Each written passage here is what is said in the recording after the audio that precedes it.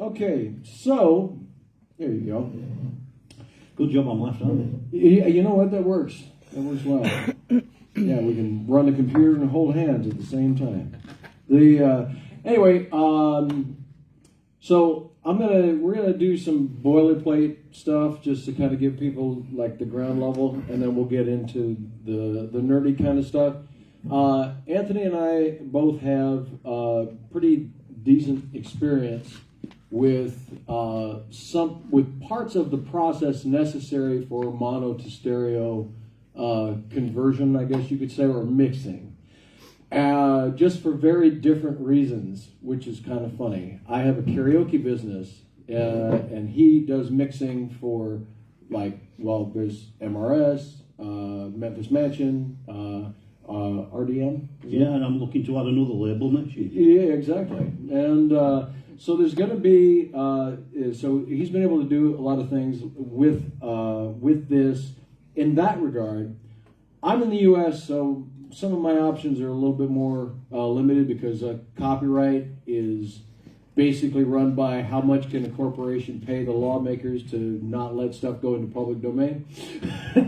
So I have a karaoke business, and the best way to hear these things is to use the same technologies to be able to listen to what the instruments are doing, but that also has caveats, which we'll talk about what that has effects for what you do as well.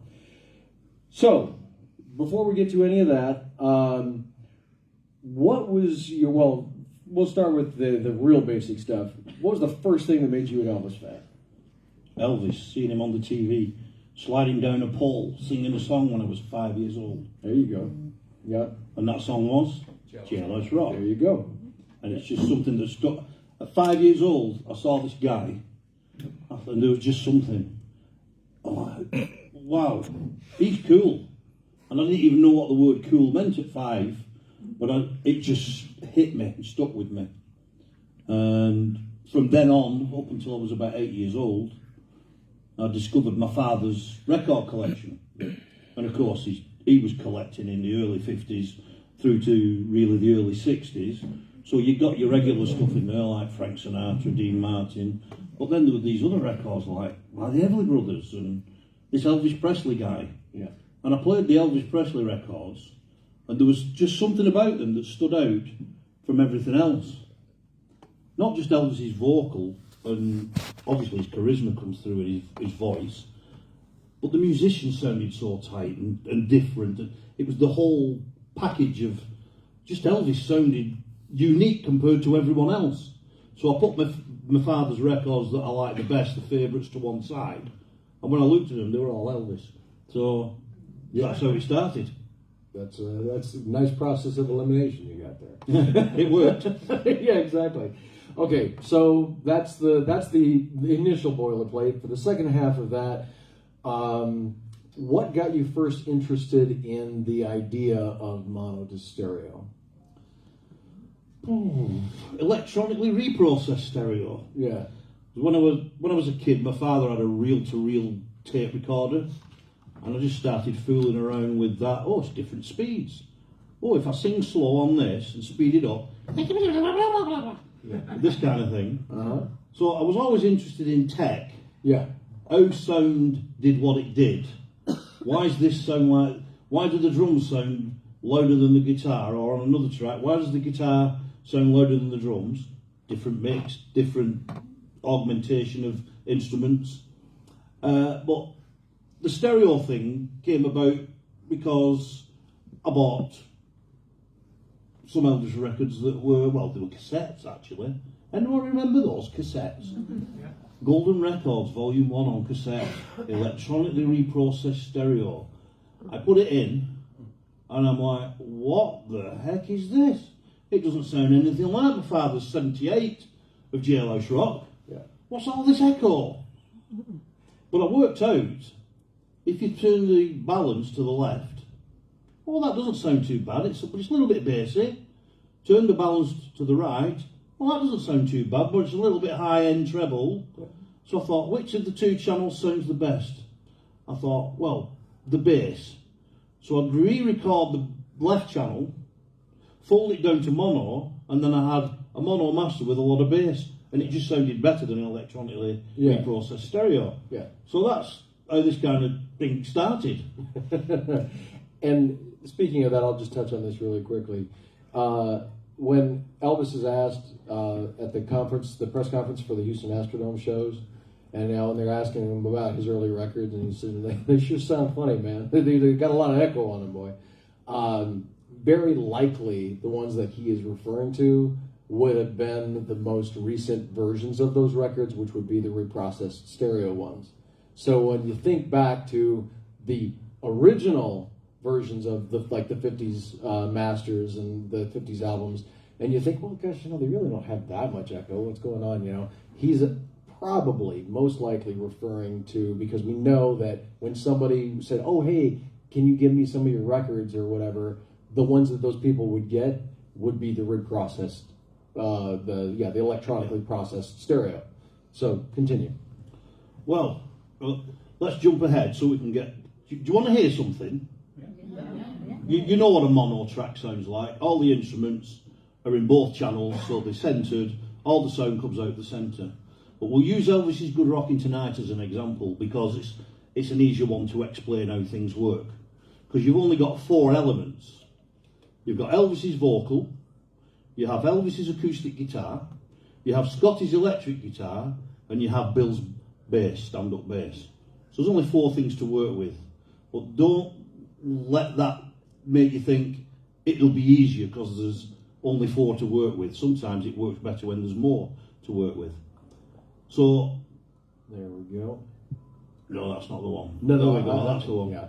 So I'm not going to play the mono master of Good Rockin' Tonight because you know what it sounds like. Yeah, you might not be bad for an AB. Oh, okay then. Okay, let's just. So you'll be familiar with this. Yeah. This thing is old, so it takes a second. Sure. Well, so am I. So well, no, I mean, Well, I heard the news. I'm good to rockin' tonight. Crank it a little bit. Well, I heard the news. That's good to rockin' tonight. I'm on the home of my baby time again. Tonight she'll know I'm a mighty man. I heard the news. There's good to rockin' tonight. This is what we call a control group. So let's stop that there because you don't need to listen to Good Rockin' Tonight 5 or 6 times through. So that's what it sounds like. Well, I can listen to Good Rockin' Tonight on repeat, but Yeah, no. It's not what we're here for. So let's just take. What do you want to hear? Well, I'll tell you what. Let's play you Bill's bass. Yeah. Here we go. Oh, wait a minute. No, I can't do that. I can't do that because that comes next. We don't want the remaster. We want. What I'll do, I'll play you this because it's a combination of all the different elements, but you don't hear them all at the same time. Well, I heard the news. That's good to rockin' Elvis tonight. and his acoustic guitar. Well, I heard the news. No That's stopping, good no to Bill. rockin' tonight. I'm on the home of my baby time.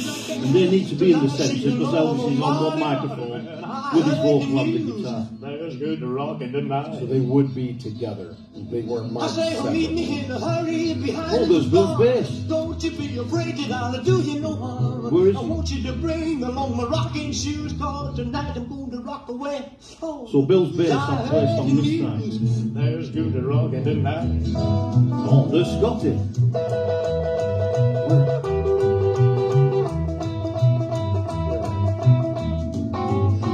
And you can still hear Elvis in his acoustic guitar there in the centre.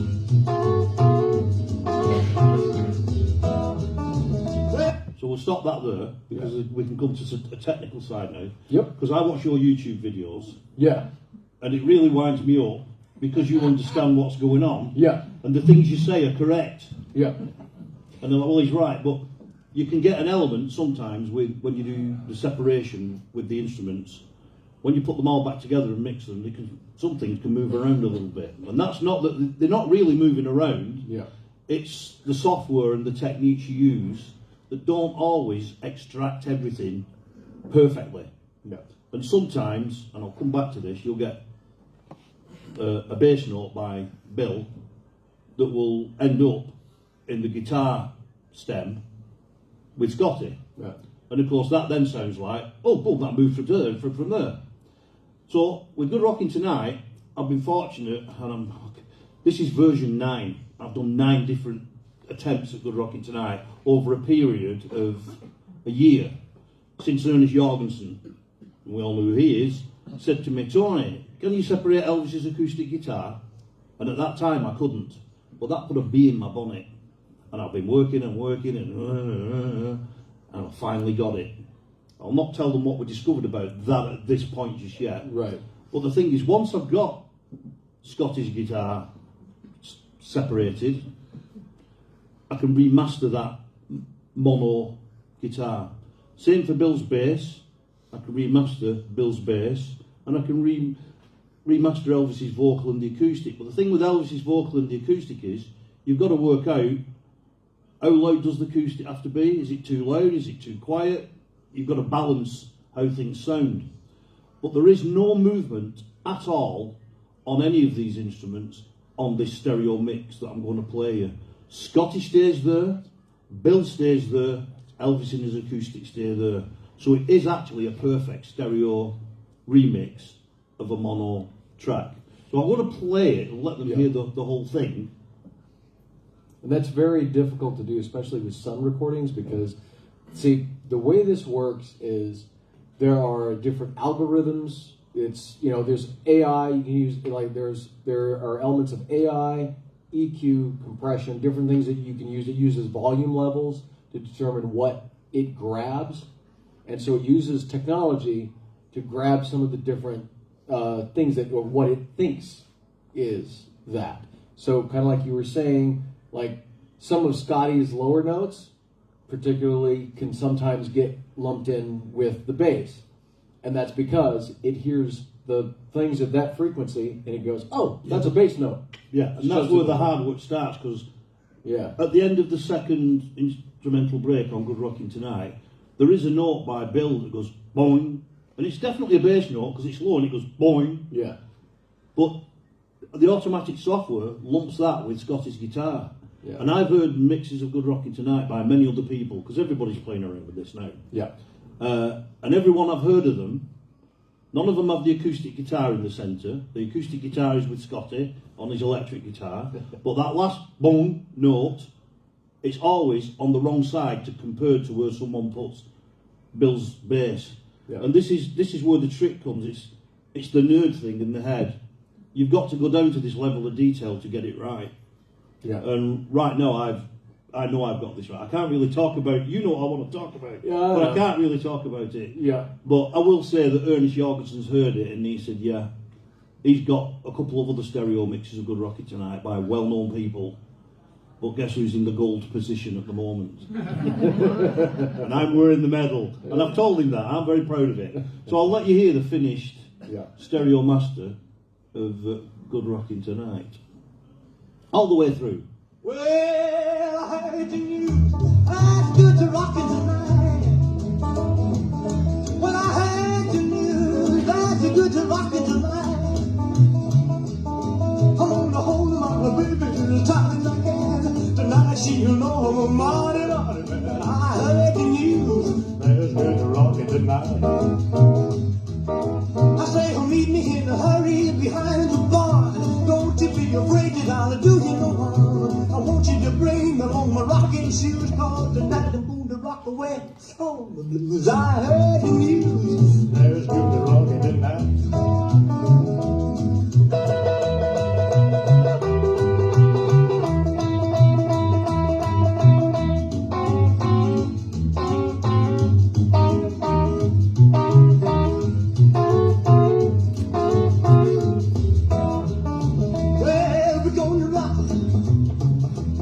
We're gonna rock, let's rock, come on and rock. We're gonna rock all our blues and ways. Have you heard the news? Everybody's rocking tonight. Have you heard the news? Everybody's rocking tonight. Come on wanna hold my baby as tight as I can. Well, tonight she'll know, Marty, Marty, man, I heard the news. There's good rockin' tonight.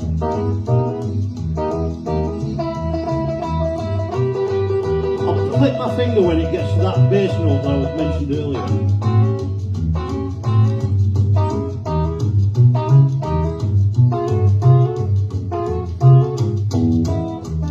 Well, we're gonna rock, rock. That's Bill, that's not Scotty. Come on, rock, rock, rock. Well, rock. Well, let's rock, rock, rock, rock. We're gonna rock all that blues away. And there you go, Stereo Master of Good Rockin' Tonight. That is by far the cleanest separation of that yeah. And this is why you'll notice in my videos, I don't pull punches or anything, but I know you've even criticised me, you beggar. I know. But hey, I'm the kind of person who wants that because it makes me better. Yep. And I appreciate that. And that's one of the reasons why when you said that you wanted me to do this, I was like, I love this idea. That's great. I have always said that we need people like Anthony, and specifically Anthony because he's done more work on this than anybody, who are pushing the technology forward and playing with this. And because it's really important if we're going to get to a point where you're going to see something like this done on an official label. You all have seen. Look at where AI video was 3 months ago, and where it is now. It's getting scary, right? But I only bring that up because that is the level of speed at which technology goes. So my contention from the beginning has always been, I wanted, like, whenever Sony takes the dip into this, because And they will. And they will. We know they will.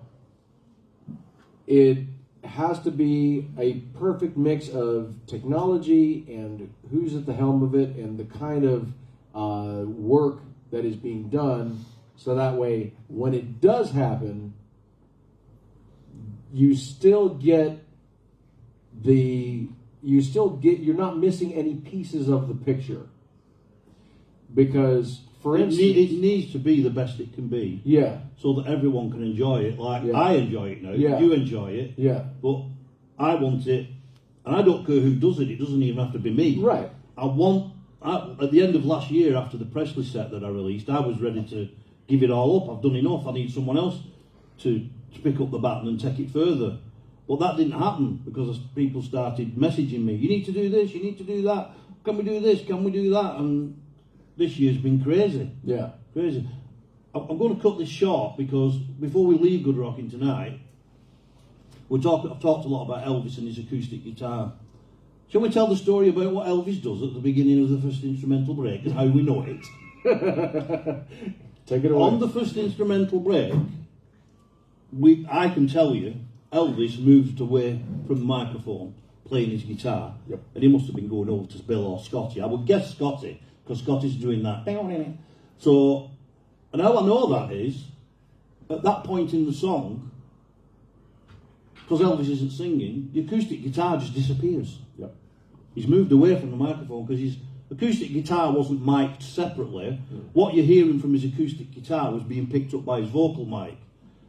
And how I discovered this, I'll just play you this little bit. This is vocal and acoustic only.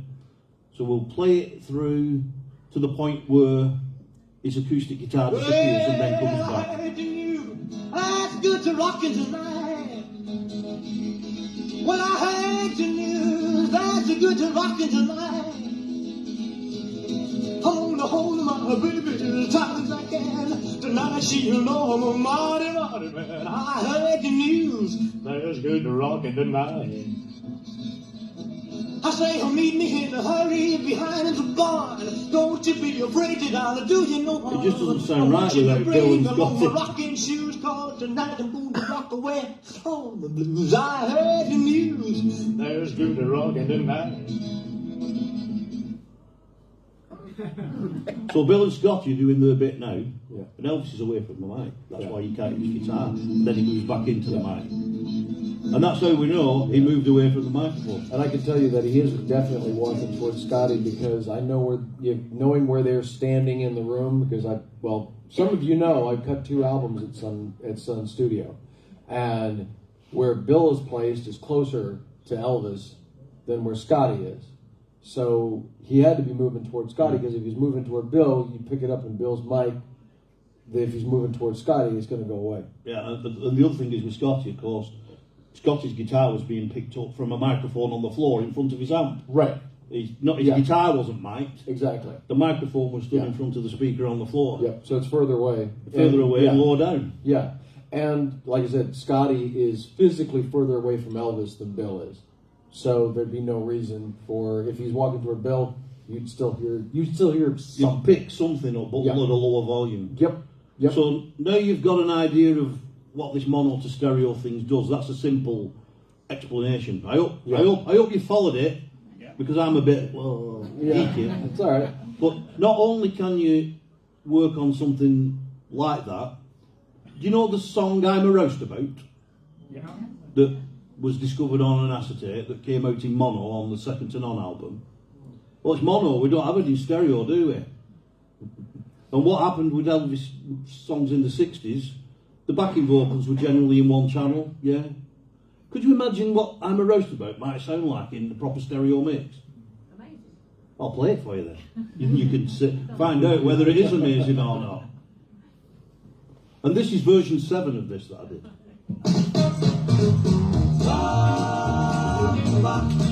There's the backing vocals.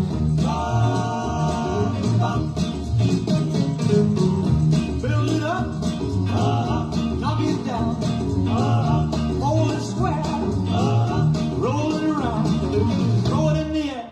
I'm going to stop it now. Are you very familiar with this song or not? Yeah. Well, in a while, there's a backing singer that goes, What we were talking about Bill's bass note, Yeah. software did the same thing. It doesn't put it with the rest of the backing vocals. No. So you have to find a way of many hours, manual workarounds, spectral layers, of this, that and the other. Yep. There are other stereo versions of I'm a Roustabout out there, but every one of them has the It's placed in the centre with Elvis, because it's such a hard thing to extract and separate. Yeah. But so we'll start it again, There you go. and I'll shut up.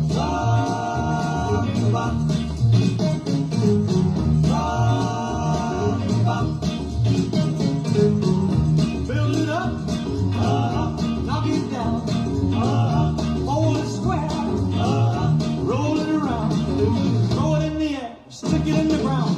But it's too bad, I can't get mad, 'cause I'm a roustabout. Tie it loose, make it tight. If it's wrong, do it right. Makes me kind of feel like I'm on a fight, but it's still there. I can't get mad, 'cause I'm a roustabout. Orders all day and half the night from the boss. That guy is doesn't wanna see one minute lost. Stack it up in the rib. Better still, bring it here. Wanna take it out, stick it in his ear, but it's too late. I can't get mad, 'cause I'm a roustabout. And you will hear some things at the end that you can't hear on the monitor. A handyman is all I am around this place. Every time I turn around, he's right up in my face. Bring it in, bring it out. When I'm slow, boy shots, getting over tired, running in and out. But it's too bad, I can't get mad, 'cause I'm a roustabout. You'll hear Elvis doing something.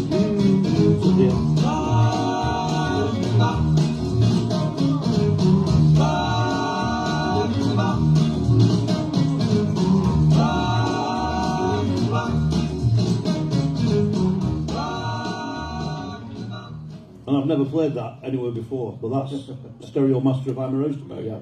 And that track has a story behind it. Earlier versions of that I did were what connected me with Ernest Jorgensen from Sony, because I sent him an early stereo mix that I did. And he emailed me back. He says, "What is this?" I said, "Well, what's it sound like?" He said, "Well, there is no Stereo Master of I'm a Roast About. Where have you got this from?" I said, "Well, what do you want to know?" This is all by email. He said, "Well, give me a number and I'll call you." So I emailed him my phone number and he called me up. He says, "Tell me about this. What's it all about?" He says, "Because as far as I'm aware, there is no stereo master of this track." And that was the beginning of my dialogue with Ernest and all the mono to stereo stuff that I've been doing. Yeah. Now, one of the other issues that I experienced, that I noticed through using stereo separation tools, is, and it's something that is just it does plague the technology. It is just the way that it works, because it is very precise in the way that it operates. The one thing that you'll notice from time to time, and these are by far the best work that I've heard, and you've done amazing. Well, I purposely didn't send you some of these things in advance. Yeah. I thought, no, you can listen to them here. Yeah, yep. And so one of the things about the technology, especially in something that is not as high a fidelity, is if there's not a higher end of the spectrum enough for the stuff to grab, you will have slight artifacting, and not even necessarily artifacting, but certain portions of the spectrum will drop out from time to time. Well, there's a workaround. Yeah. Because you can take the bass, you can take the track, take the bass down, and you can add some high end yourself. Try it again, and you can get more out of it. It only has to be mixed back down later. Yeah. Let me give you an example. Are you familiar with Little Mama from the Louisiana? Right. It was off a very scratchy acetate. Never heard of that. No, not that version. No. Blah, blah. Yeah. So, Little Mama is pretty poor when it comes to sound. Elvis's vocals down, there's a lot of acetate noise. The band, it's not a good mix, but it was a live thing. Here's something no one's heard yet, not even him. And the acetate was actually damaged. So in the transfer process, so this is as good as what we have is as good as we've got. This is just a little edit of Elvis's vocal only from Little Mama, and this is the level that you put all the work into. Little mama, I took your loving, wasn't true to you. Little mama, I took your loving, but it wasn't true to you. And if you go and leave me, mama, I can't stand it if you do. Little mama, I lied all along.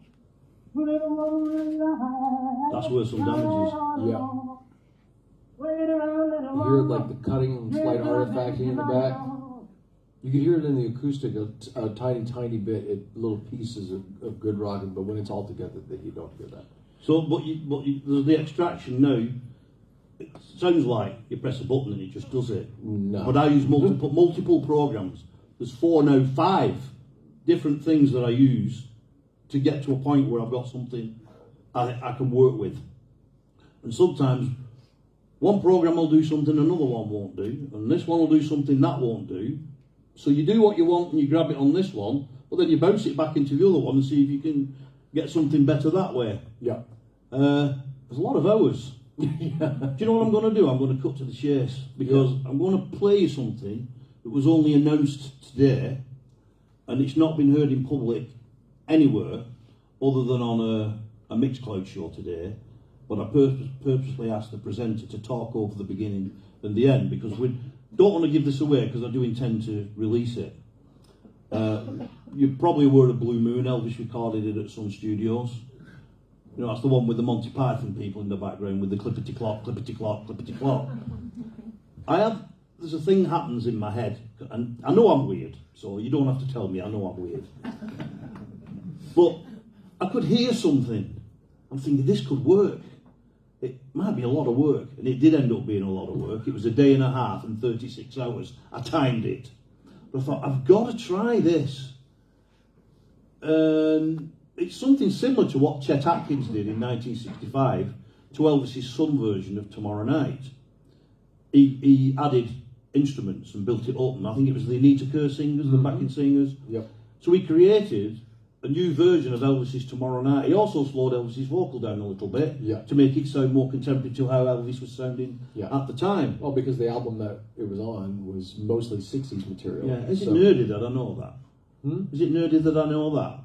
Yeah. Okay, thanks. I like you. I think it's good. It's in that So ballpark. I've done a similar thing with Blue Moon, but I'm not going to tell you just how I did it until after you've heard it. And I forgot about that one. We might have to play that one. But here we go. Here's a new version of Blue Moon by Elvis. Let me know when you're ready. Okay. I'm ready. You can also hear that, right? So we don't.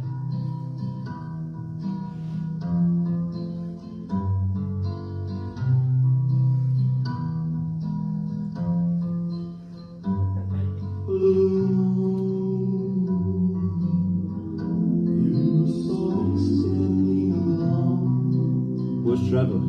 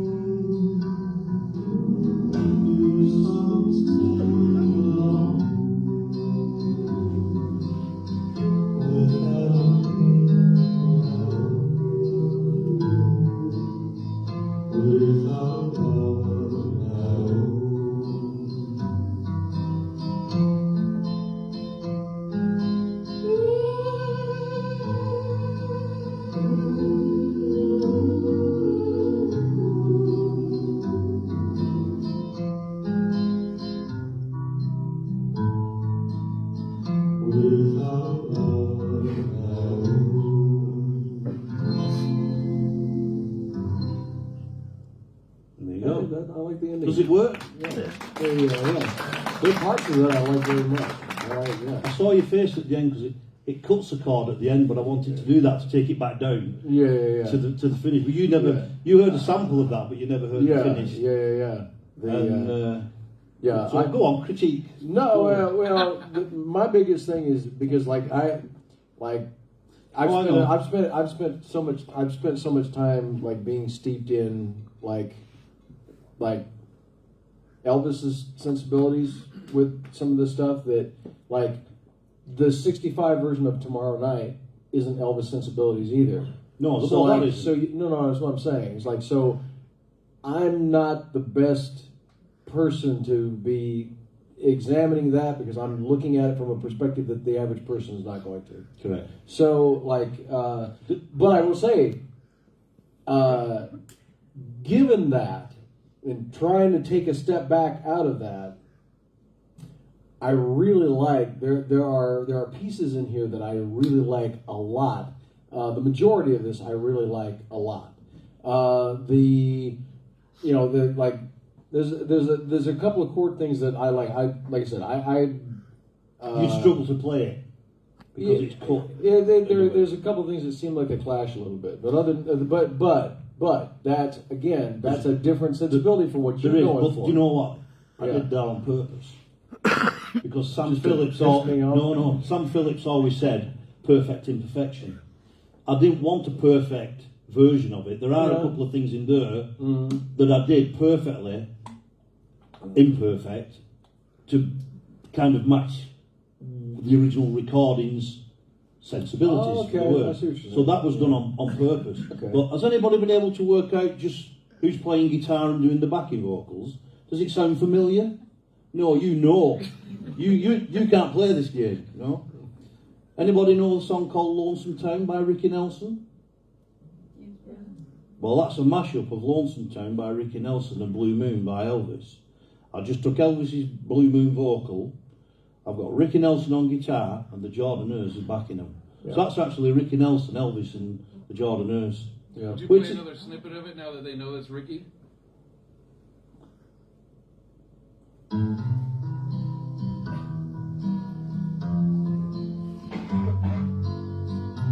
There's a place where Memphis go. Should have put in.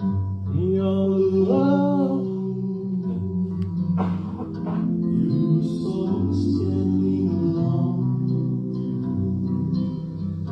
I'm going to play the bit I like, and this is the bit you like, and you don't have to tell me because I know which bit you like. It's this.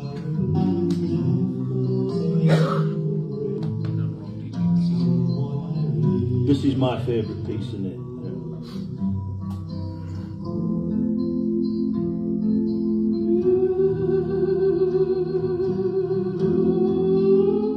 Looks like it's there. I like it. Yeah.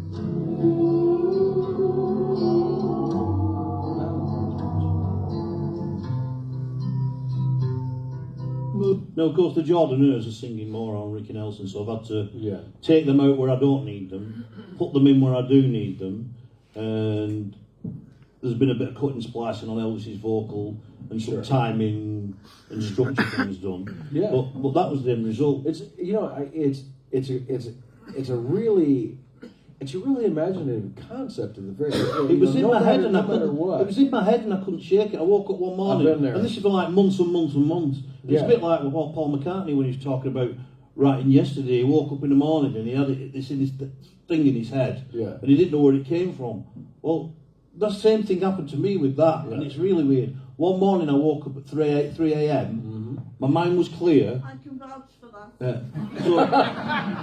You didn't get any sleep that night. So I got up and sat on the side of the bed in my pyjamas, and I thought I've got to do it while it's there. So I went in the room, booted everything up, and I don't think I got in the shower that morning until about 11:30 from 3 a.m. And but yeah, but I'm kind of proud of it. No, you should be. Because like, and here's the thing, like, again, like I said, I'm picky, but I come at it from a very unique place that most people don't. But like looking at this in a similar fashion as tomorrow night, the 65 tomorrow night, that's really cool. Well, that was the intention. Yeah, that's really cool. The like that's why again I come back to it again and again.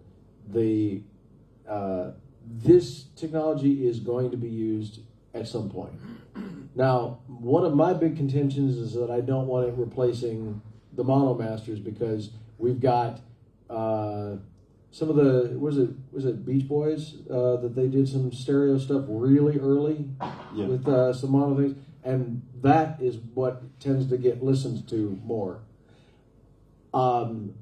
Because we're big nerds and preservation is part of being a nerd. So the concern that is, in my opinion, justified is not wanting this technology to replace the masters as Elvis approved them initially. I've got some bad news for you. Yeah, That's already happened with the RPO tracks and Elvis Radio playing them. I know exactly, and that's the thing, for instance, I had that same worry when the Memphis box set came out. You've all heard disc 2, Don't Cry Daddy, is interesting. I quite like that. I've got used to it. It's not something I'll play that often. No, it's good that we can disagree and not fall out. Yeah. But no, seriously, I understand what I understand what you're saying. Yeah. And I know why you're saying it. Yeah. And I kind of agree with what you're Because that saying. damn vocal But I is like intended it. to be on a master. It was intended to be him singing along to Yeah, himself until it was yeah. time for him to start singing. And if you're going to be actually doubling something, then you're going to actually take the time to make sure that you're singing it the way you were singing it in the first place, so that way it actually sounds more like it's in synchronous, like More unison. Yeah, well, because he's not trying to be on key. So when he goes flat on the second vocal, it's like, okay, look, somebody failed. Just anyway. But like it is interesting. But the problem is that because it was the newest box set, there's a lot of times when Elvis Radio, they'll play that version because it's the new one. Suspicious Minds, the guitar timing is off. It is off. It's late. Or it's early, I can't remember, it's been a while. It definitely is a mistake. Yeah. And we all make mistakes. Yeah. You got up here and you Everybody's entitled to one one stupid ass mistake. Yeah. And, Stereo. yeah. Yeah. Mono to stereo, there we go. Shall we cut? Shall we? Not me. I don't know. Anyway, but I do want to stress again that this is going to be done. And so it is really important for people who care about this, who care about preservation, to be at the forefront of this stuff, because if it is helmed by somebody who doesn't care about it, we have the very real chance of losing the way something was intended to be heard. I'm all for experimentation. I have no problems at all with it. But that's one of the reasons why I've said in every video and thing that I do, talking about it, critique, praise, anything else, that I'm glad that that we've got a nerd working on it with us. Well, the way I look at it, Yeah. I don't want any of this to replace the mono original masters, because that's how they were originally in that time. That's how they were done. And I appreciate that. I'm all for that. That means a lot. But I like an alternative choice. Mm-hmm. And I don't mind if some people don't like it, because it's subjective. And I have had criticism, but it's not going to make any difference, because I enjoy what I'm doing. A lot of people enjoy what I'm doing, and I'm going to continue doing what I'm doing, because at the end of the day, people are listening to Elvis, and if they get as much enjoyment out of listening to Elvis as I do, what more do you want? It's Elvis. Come on, it's not about me; it's about Elvis. Yeah.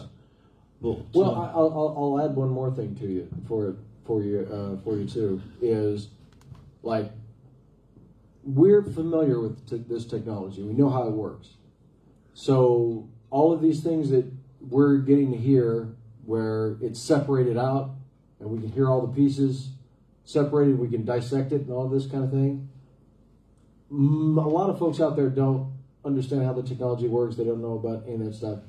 So at the very least, like you're saying, is an alternative, but I would also say this, for the groups of fans out there who do not know this technology, who don't know how it works, for them to have a way for them to experience having these things separated, so that way you can hear a little more of what's going on. Now, you do want to be careful, because algorithms can miss like harmonics and things like that. You need to be aware of that. You need to be aware of that. Yeah, and that's very why important. I'm so detailed in what I do, because I've done lots of things that didn't work or I don't like, and you'll never hear them. It's as simple as that. Yeah. Because they don't work, and they do Elvis an injustice. Yeah. But I will tell you a funny story. Yeah.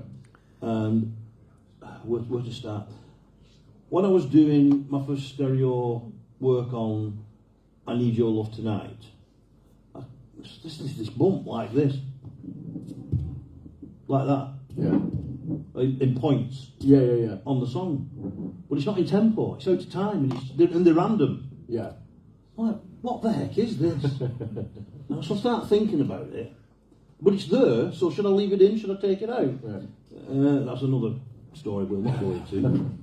But then I looked at what was happening in Studio B in June '58, and I Need Your Love Tonight was the first song that Elvis recorded. And if you look at the photographs from June '58, you can see him singing in his uniform, wearing his army cap. And the microphone he recorded on is above his head. Yeah. I'm like, by God. He's singing, he's moving his head, the peak of his army cat hitting the microphone. Yeah, yeah. And that's what it sounds like. Yeah. So I told Ernest this story and he was laughing his head off. He said, if I was writing a life in music, no, he said, I'd put that in there as a fact. You're right. Because he said he believes that's what it is as well. Well, it doesn't even need to be bumping the microphone itself. It could be bumping the mechanism just above it. Well, yeah, that's what I mean, the holder that the microphone's yeah, on. yeah. So either But way, it explains why it's out of tempo and it doesn't make sense. Yeah. Well, see, and this is the thing.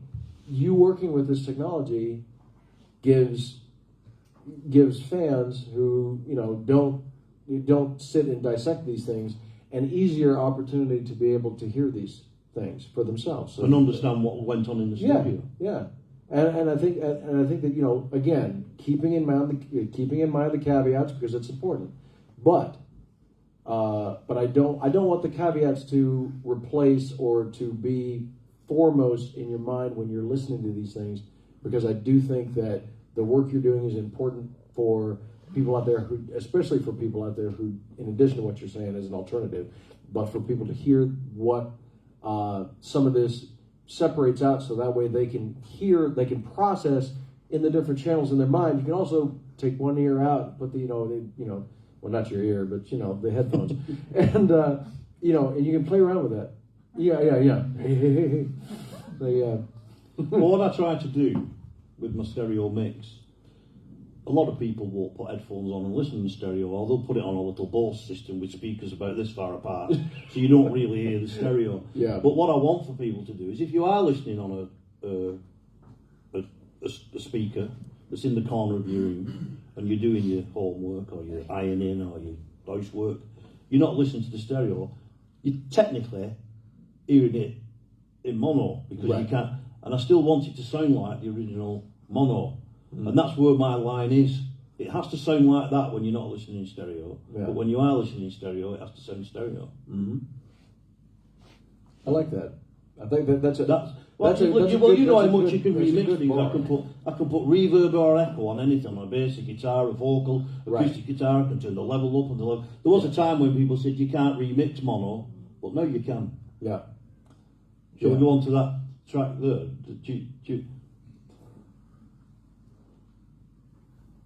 You don't think you've heard that? I don't think I have either. There we go. No. Oh. This one. Oh, okay. Oh, Now, I didn't like this idea. Okay. It sounds too contrived and too fake.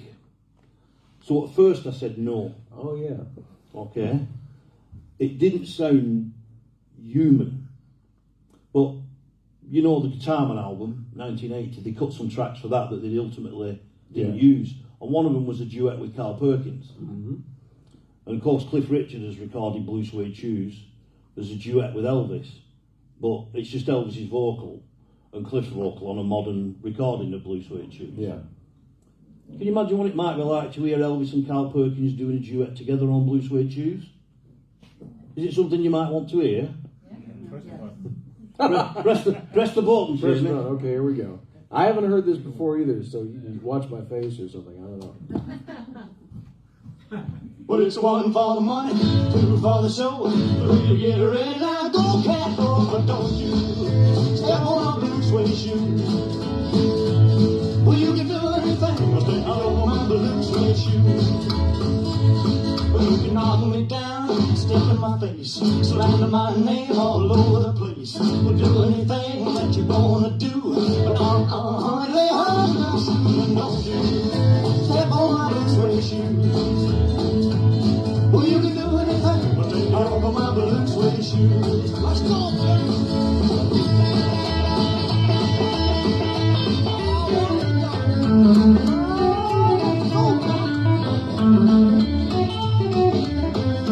That's what makes it good.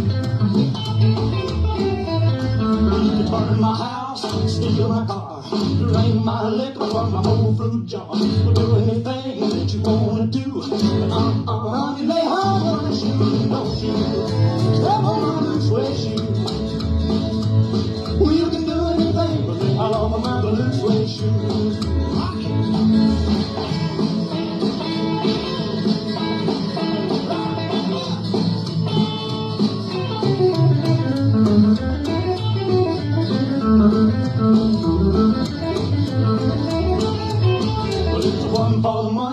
blue for the show. Ready to get ready now. Go, go, go, don't you step on my blue suede shoe.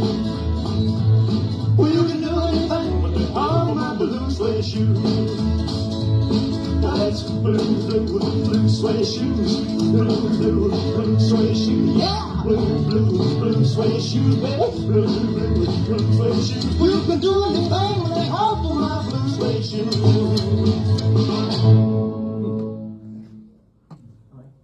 I like that as a concept, definitely. I'll give you. I've got one note that I think you'll get a kick out of later, but I do it now. All right. This is the whole point. I don't think they should sing unison in the verses. I think they should go back and forth. Yeah, if Elvis then Carl. Then Yeah, it didn't, because it if they're really singing, work. it's like you've all watched. I mean, this is not. I'm not trying to compare here, but like you've all watched impersonator contests where there's like 10 guys trying to sing like American Trilogy in unison on a stage, and you're just like, what in the blue heck is going on? I'm not trying to bag on impersonators or anything like that. I'm just saying, like, you get two people trying to sing the same song and the same, the same thing, but back and forth. They're answering at each other. Right? That's why I did what I did in the instrumental breaks. I See, let Elvis go. I like that. Go, Cat. And then, Yeah. Go, Cat. But then the second that one, fits. Carl says rock, and Elvis says yeah. Yeah. So I like that. Because I thought originally I like it that. was all unison, and it like you said, Yeah. it sounded too contrived. Mhm. But I have got a mix where I've done what Good. you suggested. Good. But I don't prefer it. I prefer that now. Really? But yeah, the thing is, when I first heard it done like that, Yeah. I thought no. Yeah. Second time, I thought that's not too bad. Third time, I kind of like this. It does grow on you, but I know where you're coming from exactly. Yeah. Because I'm also looking at it as a performer, 'cause, like, or as a performer watching performances, and it triggers my PTSD of watching 5 people sing the same song at the same time. Where did I go? We're gone. It's okay, I got it. But I love the concept though. Is that it? No, I'm sorry. No, That's not. yours, that's not mine. That's mine. Yeah. Let's see. There All right, it is. there you go. So, Rick, I told a lie to you earlier Bring it. Yeah. because you were talking about Burkhardt. I thought This they is would find that this interesting. this is Rick's album, 706 Union Avenue. When we were working on it, Rufus Thomas Burkhardt, the master that you'd get on everything, is lifted from a 78, and you hear the noise. But with a little bit of work, I was able to get rid of the noise. But here's the spooky thing. So you've got Burkhardt now at the beginning, totally clean Rufus Thomas vocal. And he says, well, that sounds good. I said, well, here's why. And I sent him the noise file without Rufus on it. I said, there's Rufus, clean. There's the noise file. Put them together, separate them out. Yeah. So, Do you got the noise file in here? no, I've not. But I've got the finished stereo master of It's sitting in there. Burkhardt, so might as well just Yeah. play it.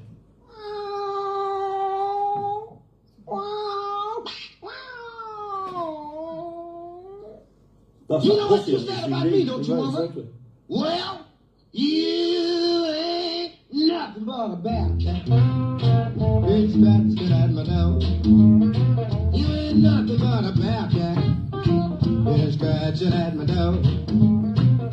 You can purr, pretty kid, but I ain't gonna rub you no more.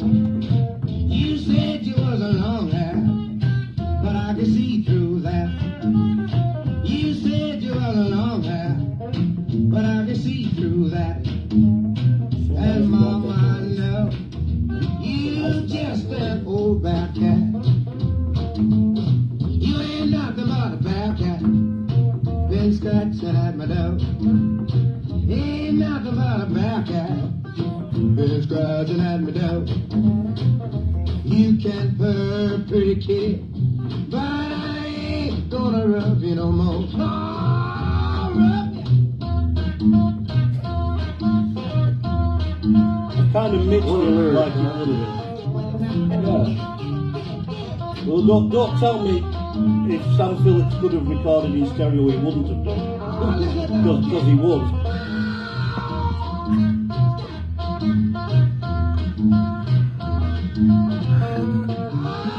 Get it, Miss Kitty. Well, you can tell that's recorded at 706 Union Avenue. Yeah. Even in stereo, it sounds like that studio sounds. Yeah, it doesn't lose the tone. Well, that's a relatively simple stereo mix. And that's the next thing. But it's How many different mixes do you want and which ones you prefer? And Yeah. that's the subjective. Yeah. What do I do? That's why I sometimes send things to people and say, what do you think of this? Middle morning grown. You ain't wanting no man. You just looking for old soup bone. Anyway, we're going to be running out of time on that. Where are we at, Henry? That's He's cool. not bothered, because I'm going to play something else that I did last So year. yeah, so if you haven't got that album, that's a piece of that. That album is. I like the compilation because it does tell the story. The point of that whole thing is, if you had the audio file of the hissing and the popping to play with it, that's what's missing, which is the good part that we don't want, or the bad part we don't want in. It would have set the sample a little bit better. So that sounded great, but if they would have been able to hear what you started with, Yeah. the comparison is night and day. Yeah. That's why when you put this on and play it, you're going to go, wow, this sounds better than I've ever heard it before, because all that crap is missing from it. That's the And you beauty. can actually fold that down to mono, and you've got a perfect mono master that's clean. Yeah. Yeah. That's just to please you. I appreciate it. Well, now here's irony. Like you're saying, if Sam was able to do stereo, he would have. Ironically, it partially, Elvis's experience with his records being in mono at Sun, Elvis famously preferred mono sound to stereo. No, you sound like Ernest Jorgensen. Yeah, because it sums the feel. The everything kind of thumps a little harder because the everything is centered, so the vibe just hits. Let me tell you, if you get an old mono record player Yeah, with one of them big fat chunky speakers in the front, and you play a mono record on it, yeah, try and tell me that doesn't sound fabulous. It does. yeah, yeah. But unfortunately, people don't do that with mono records anymore. They get a modern turntable which has a stereo cartridge. The mono signal is split in the amp to two speakers. Yeah, And okay, everything's the same in each speaker and everything's centered, but you're not, even though you're not hearing mono how you would have heard mono. right. Yeah, It's not authentic mono. especially if So it's, that's my defence and I'm sticking to it. especially if it's a Crosley. Oh, plastic. Yeah. So that's but no, that's really cool. I really like that. The other thing is the Frankie and Johnny sessions. Sony only have an acetate recording of the movie version of Frankie and Johnny. It's different to the studio version, and it's on the FTD 7-inch that they did. And I was asked if I could do something, and if I did it, he promised he would use it sometime in the future. I want you to do a stereo mix of the movie version of Frankie and Johnny, but you have to mix it how I want it, not how you want to do it, Tony, Ernest said to me. Yeah. So I did it for him. And I sent it to him. I said, what do you need changing? He went, nothing, it's perfect. So here we go. Bit more volume. This story has no moral. This story has no end. This story only goes to show that there ain't no good in them they'll do you wrong. Yes, they'll do you wrong. That is the most obnoxious song. Frankie and me, we are lovers. Oh Lordy, how we can We lost love. the channel. Sounds like we've lost the channel. For to be true to each other, just as true as the stars above. See? Frankie, I heard it. I'm your man. Golden ears. I never do you wrong.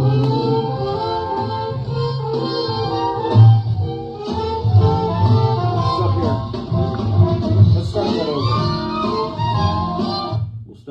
over because you're not getting the stereo effect. So, actually, hold on a second before you do that. Okay, good. I didn't want to hold that for 5 minutes and 47 seconds. There we go, that's better. This story has no moral. This story has no end. That has to take the rain. This story only It's like goes to compressed show Memphis. Yeah. That there ain't no good in man, they'll do you wrong. Yes, they'll do you wrong. Now remember, this was mono originally, so you wouldn't have that separation. Frankie and me, we are lovers. Oh Lordy, how we can love. Oh, to be true to each other, just as true as stars above. Frankie, I'm your man. I'll never do you wrong.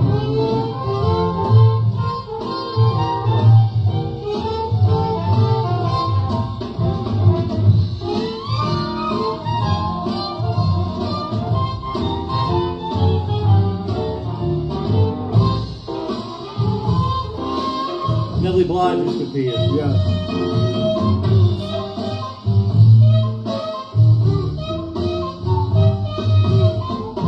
I knew that I was a winner when a new girl caught my eye. But I couldn't two-time Frankie for that chick named Nellie Bly. I'm Frankie man, I wouldn't do her wrong. Baby, leave me here to gamble. I'll be home before dawn. Don't wait up for me, honey, and don't you worry while I'm gone. You're my man, now don't you do me wrong. Reminds me of Tom and Jerry cartoon, that bit. Good. I love that hard one. He wasn't too lucky. He was a loser that night. So he tried to change his luck with the gal who wasn't right. He's Frankie's man, No, I wasn't going to do that bit. but he's doing her wrong. I've always enjoyed this version of Frankie and John. Yeah.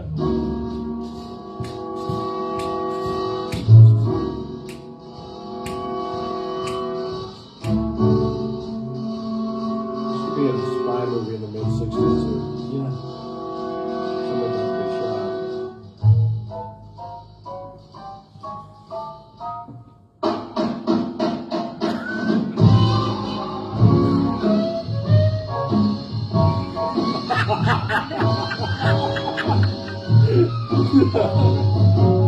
Frankie, I don't want to make you no trouble. Honey, I don't want to tell you no lie. But I saw your sweet man Johnny. He was messing around with that Nellie Bly. Well, if he's your man, then he's doing you wrong.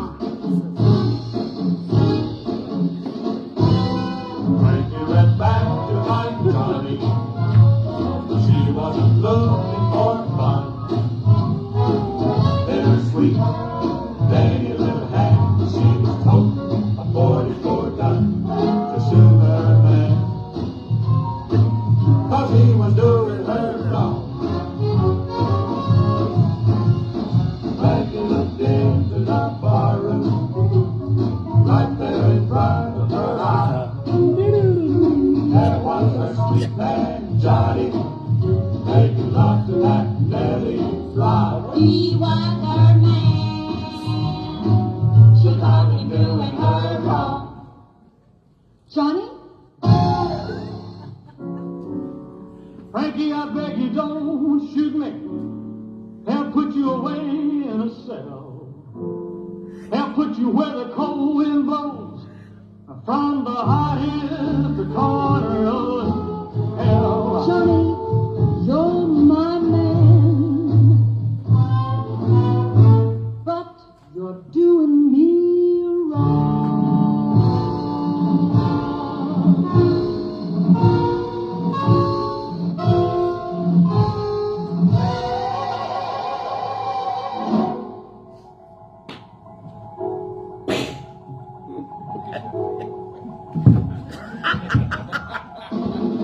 He's dead, Jim. Sorry.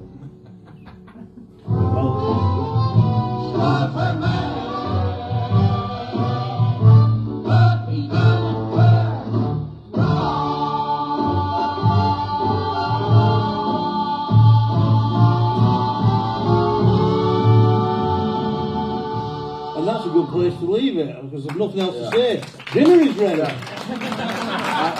No, actually, it is. There is one more thing. There is one more thing to say. Is now you had told me about this, and I mentioned this to John. That about this idea, not the specifics, but the idea itself. And he and I both agreed that because a released master got Elvis's approval and everything else. Something like this, in particular, it's an acetate recording. It's using various pieces to put everything together that were historically there at one point, but do not, necessarily exist, And in order to this kind of restoration is historically important, and so. This is something that unequivocally, without any reservation, I can absolutely get behind and endorse, and I think that a lot of fans should as well, because this especially will be useful now and will be useful in the future to bring out some of these recordings and make them more listenable and enjoyable. I mean, of course, you want the original sources available, but to have this as well so that people can have that to enjoy is not just, in this case, because we've been talking about history versus what can be done with technology. In this case, and things like this, they converge, and it's important work, and we appreciate it. Well, thanks.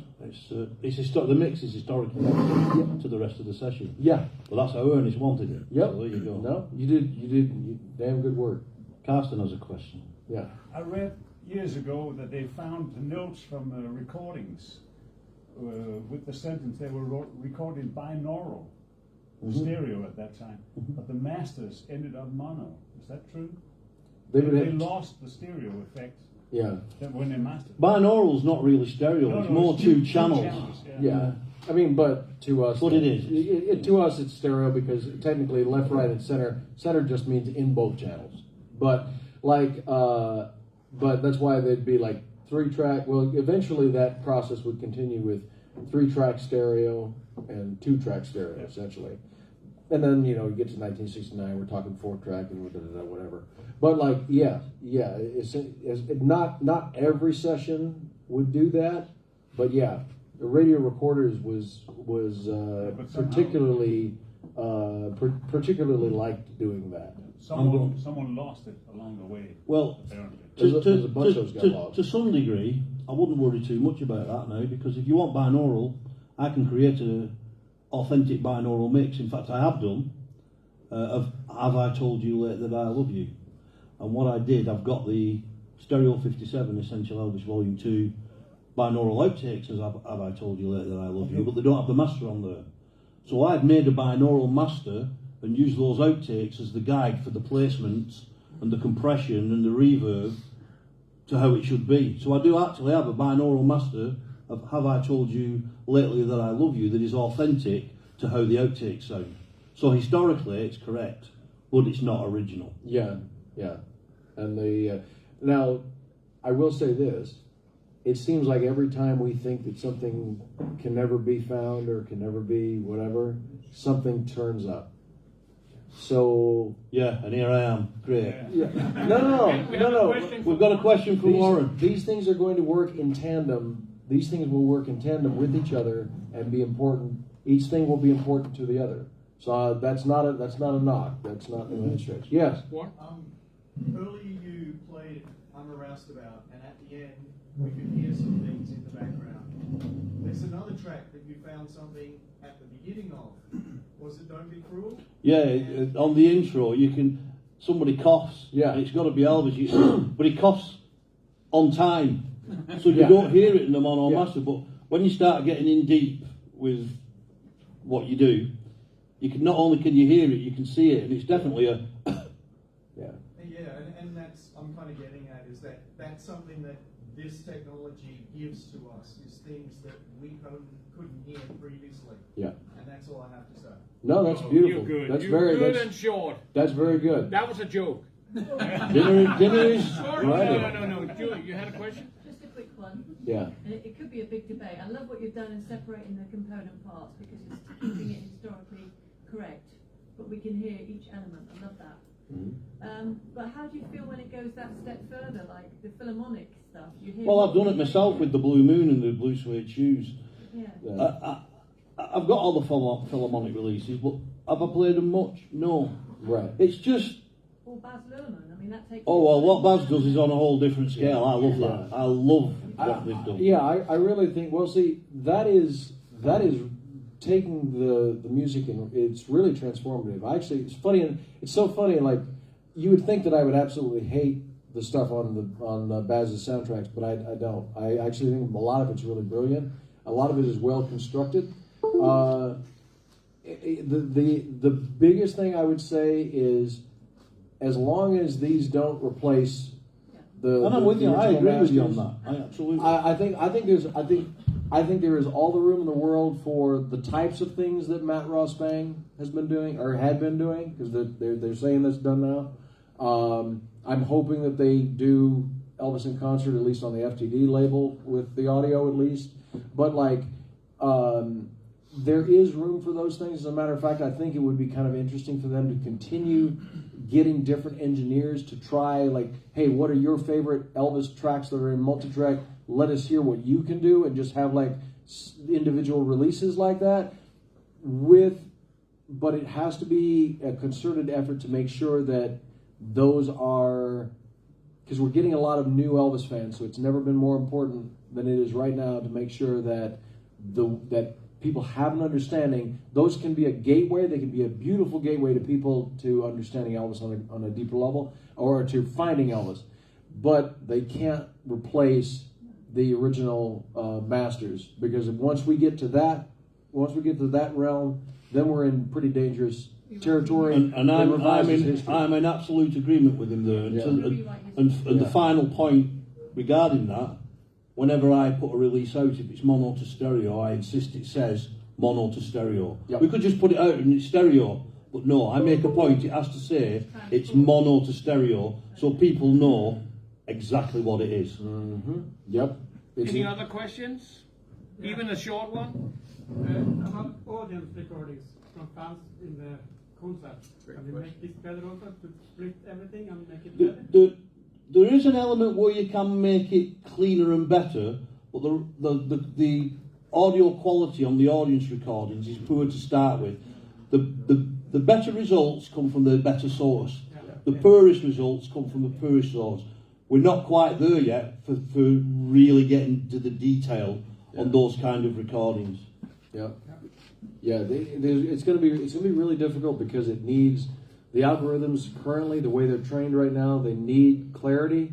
The more narrow the EQ is on anything that you're dealing with, the harder it's going to be for it. Because think about it: if the human ear has a hard time picking out what all's going on, we are better at adjusting what our floor is. So we know after you listen to an audience recording for a little while, you know how your ear kind of adjusts, and then you're like, oh, okay, now I get where this is and where this is and where this is. That's the algorithm does not know how to do that. Yeah, what happens is your own mind and your own ears get familiar with what you're listening to, so you kind of know the sound's going to stay like that, and you know what to expect. It's kind of getting used to it, what you're hearing. Yeah.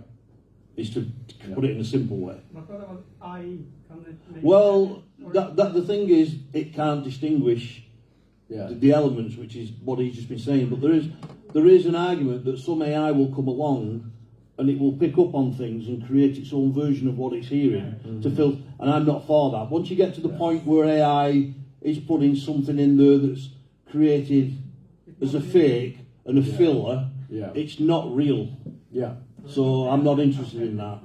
Anything I do, there's nothing added into it that wasn't there. Yeah. And if I can help it, there's nothing taken out that was there. Yeah.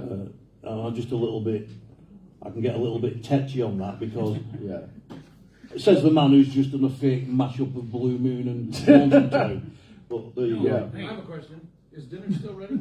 Yeah. We passed that now. Oh, we're- It's yeah. cold, you know? Yeah, it's no, cold it's now. not. It's not. Hey, should we give them a big hand because it's pretty interesting. It's very nerdy, though. Yeah. Yeah. Yeah. But it is interesting, right? Because Yeah. this is the future. This We're is talking it, about yeah. things that is going to happen in the future. Yep. Well, that said, if anybody has anything they want Tony or even Jamie to sign right now, you're welcome. They're just spending some time to make it ready for you. But if anybody's still need an autograph, Yeah. you will stay here for a little bit, right? Yeah. While folks are coming up, why don't we play them something that I brought? Yeah. Go on. So I told you all about my karaoke music. That we have Just Awesome Karaoke, which is a karaoke label, and we use AI not in the songs, but we use AI to be able to hear what everybody's doing. We look at pictures from the studio to understand where everything is placed, so that way the microphones and everything are in the same place when we record them. And because we have multi-tracks, we redo the multi-tracks. This is the sound that we get when I've added Elvis's voice in there, so you get a sense of the entire effect.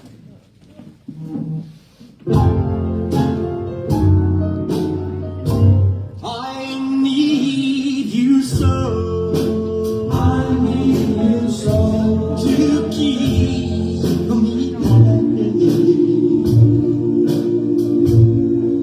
If I can't have you, I cannot go on. I can't go. I need your arms. I need your arms around me. Yes, I miss them like when you're not at home. You're not at home. When the day is done, I miss you so. I lie and wait to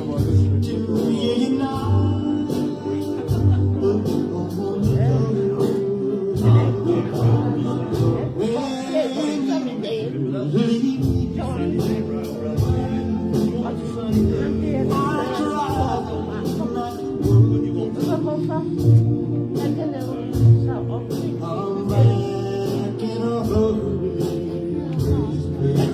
Cause I need you so. I need you so. There is a door. Har du lånt flere ud, eller hvad? Har du lånt nogen ud, eller hvad? Har du lånt en